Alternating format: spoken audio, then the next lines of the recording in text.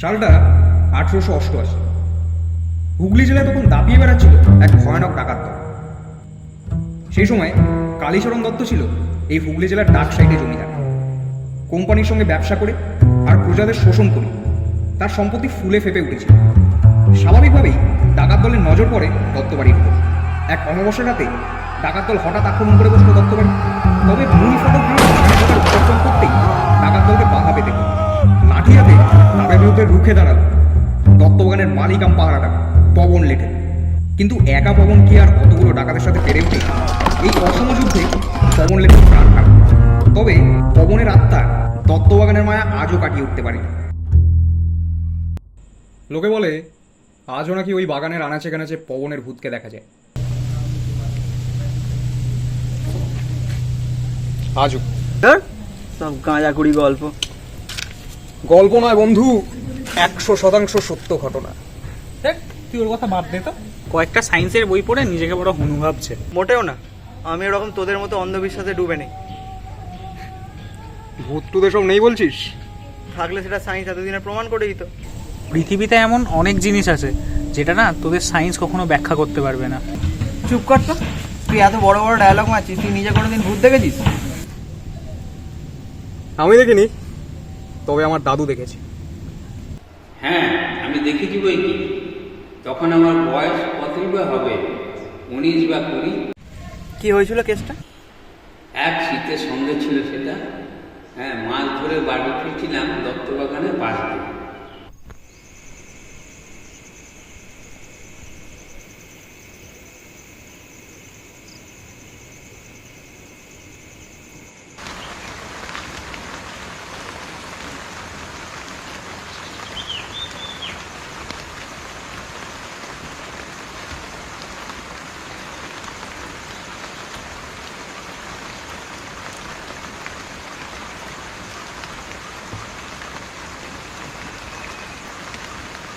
পবন লেখাকে আমি দেখেছিলাম।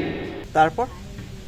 ওই ঘটনার পর বাড়ি ফিরে আমি জ্বরে পড়েছিলাম, ঘুম জ্বর। প্রায় 2 সপ্তাহ আমি সেই অজানা জ্বরে ভুগেছি। কাল বিকেলে একবার যাওয়াই যায়, কি বলিস? কোথায়? দত্তবাগান। ওসব জায়গায় যেও না দাদু ভাই, ওসব জায়গায় গেলেই না খারাপ হাওয়া লেগে যায়। ওসব জায়গায় না যাওয়াই ভালো। চল তাহলে কালই যাওয়া যাক। 3:30টাতে রওনা দিলে 4টের মধ্যে পৌঁছে যাবো।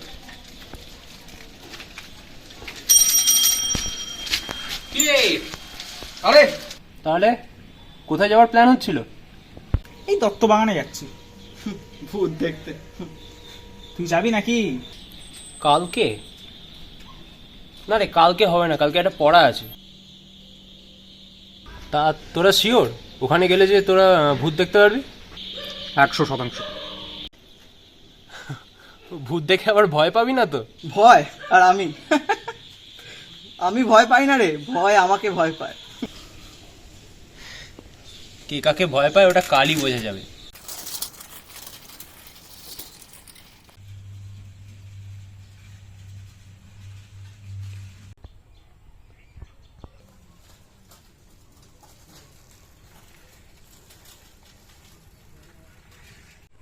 আচ্ছা, এটাই দত্তবাগানের রাস্তা তো?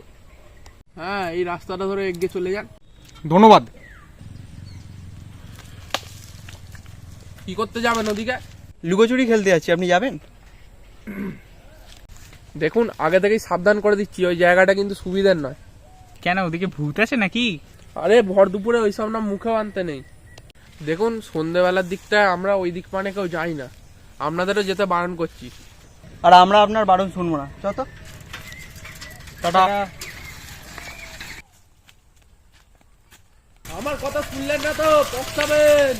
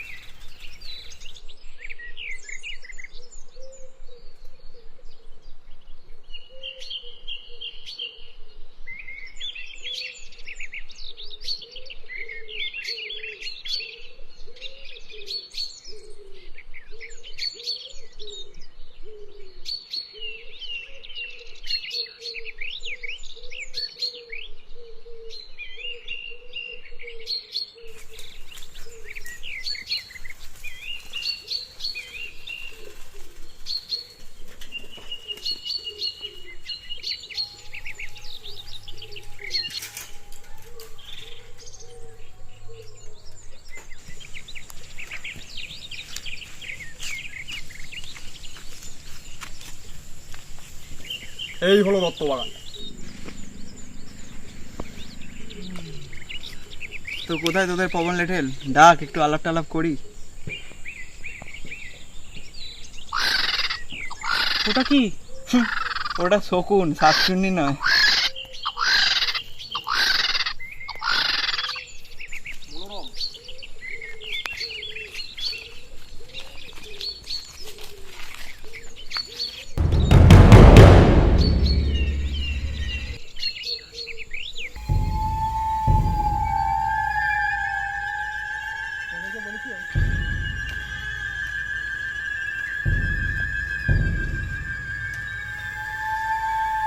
আমার বাগানে কে এসেছে?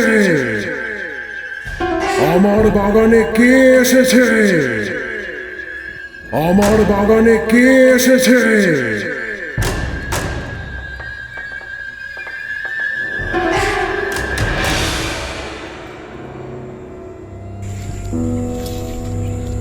ওটা কি? পবন লেঠেল। দেখি তোদের পবন লেঠেল কিরম লাঠি খেলে। ভাই ভাই ভাই ভাই, আরে ভাই যাস না ভাই, আরে ভাই ভাই ভাই, ওটা ঠিক ভাই, থাম থাম, আমি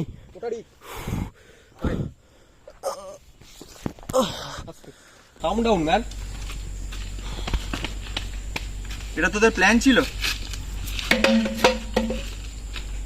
হ্যাঁ, বৈদুর্যের মুখে দত্তবাগানে আসার কথা শুনেই না একটা আইডিয়া এসেছিল, তারপর আমি আর মিলেই প্ল্যানটা সাজিয়ে নিলাম। সালা মির্জাফর। তোরা আসার আধ ঘন্টা আগেই আমি এখানে চলে এসেছি।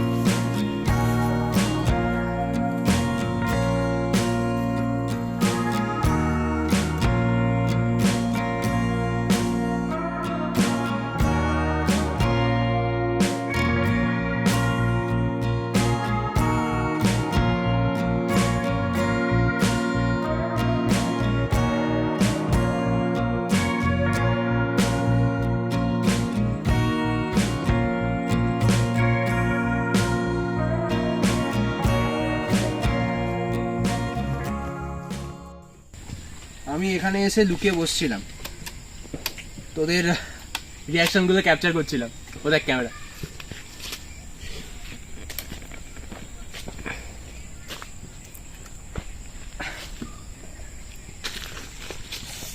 বাহ, ভালো এসছে তো।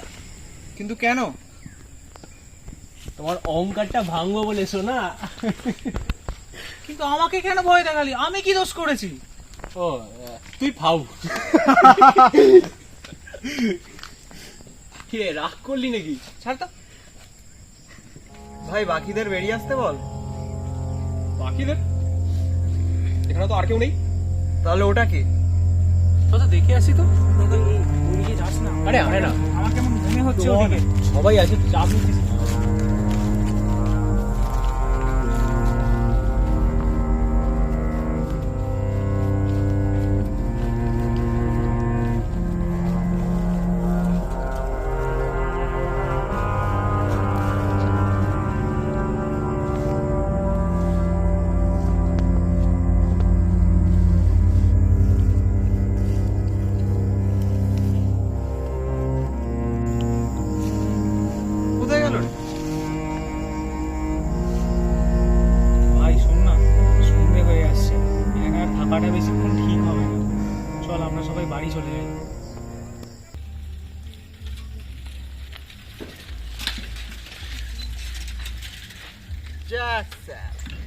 চেন পড়ে গেল।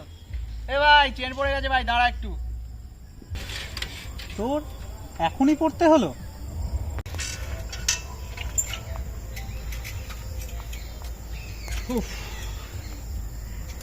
শোন তুই চেন তোল, আমি একটুখানি করে আসি বুঝলি। চল আমি যাবো। হ্যাঁ চল, আমার সাইকেলটা ফেলে দিল, রাখ না জানি। স্ট্যান্ড নেই তো। চল চল।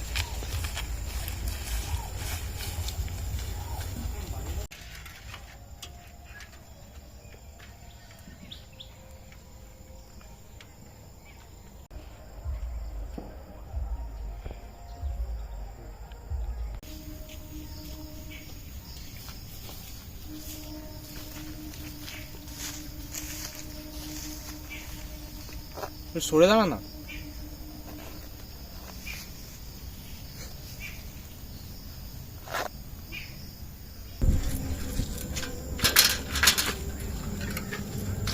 কি রে হলো? দাঁড়া তো, দেখছি সেখানে পড়ে গেছে, উঠছে আর না। তাড়াতাড়ি কর। তখন গাছের পিছনে গিয়ে লোকটা উধাও হয়ে গেল। হাউ? তার থেকেও বড় প্রশ্ন, লোকটা কি আদৌ মানুষ ছিল? এই তো ভাই, রুমালটা এত।